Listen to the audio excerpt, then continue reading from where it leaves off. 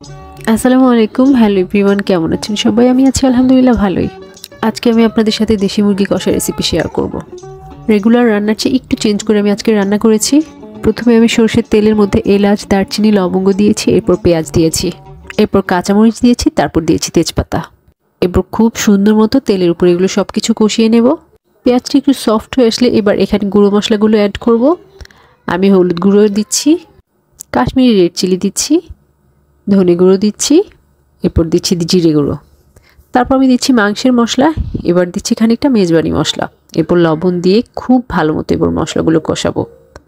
একটু পানি অ্যাড করে দেব যেন মশলাগুলো কোনোভাবেই নিচে না লেগে যায়। এরপর আমি এখানে বাটা মশলা অ্যাড করে দেব। আমি কিছুটা আদা পেস্ট দেব, এরপর দেব রসুন পেস্ট।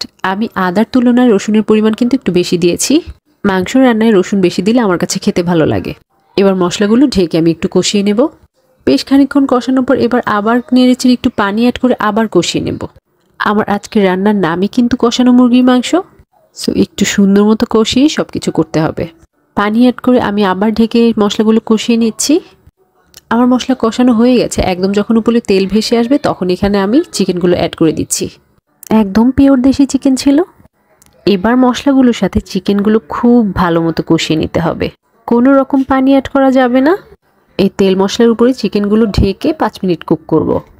5 মিনিট পর ঢাকা সরিয়ে দিচ্ছি। এই দেখুন অনেকটাই পানি বের হয়ে এসছে চিকেন থেকে। এবার আবার একটু নেড়ে চেড়ে আবার ঢাকা দিয়ে ওয়েট করব আরও 5 থেকে 7 মিনিট। খুব খেয়াল রাখতে হবে কোনোভাবেই যেন নিচে না লেগে যায়। আরও 7 মিনিট কষানোর পরে আমি এবার ঢাকাটা সরিয়ে দিলাম। এই দেখুন একদম পানি কমে এসছে। মাংসগুলো কিন্তু তেলের উপরে একদম সুন্দর মতো ভাজা ভাজা হয়ে গেছে। এবার এখানে হাফ কাপ পানি অ্যাড করে আবার একটু সুন্দর মতো কষিয়ে নেব। একসাথে খুব বেশি পানি অ্যাড করা যাবে না। এবার এখানে খানিকটা সয়া সস দিচ্ছি, তারপর দিচ্ছি সুইট চিলি সস, এবার দেব টমেটো কেচাপ। এরপর ভালো মতো মিক্স করে নিতে হবে। এবার ঢাকা দিয়ে অপেক্ষা করব আরও 5 মিনিট।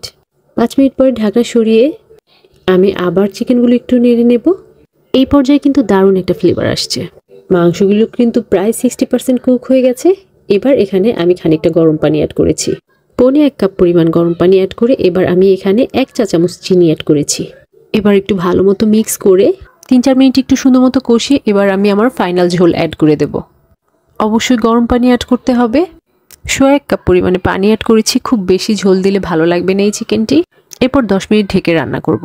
তারপর ঢাকনা সরিয়ে এখানে আমি 1 চা চামচ পরিমাণে ঘি অ্যাড করে দিচ্ছি আর দিচ্ছি 2-3টে কাঁচামরিচ। একদম লাস্ট পর্যায়ে এখানে আমি গরম মশলা অ্যাড করে দিচ্ছি। গরম মশলাগুলো অ্যাড করে সব কিছু খুব ভালো মতো মিক্স করে নিচ্ছি। আমার রান্নাটি কিন্তু একদম কমপ্লিট হয়ে গেছে। প্রায় 3-4 মিনিট এভাবেই রান্না করব। আজকের রান্নার অ্যারোমা কিন্তু চারিদিকে ছড়িয়ে গেছে। এই যে আমার চিকেনের ফাইনাল লুক। কেমন লাগলো জানাবেন সবাই।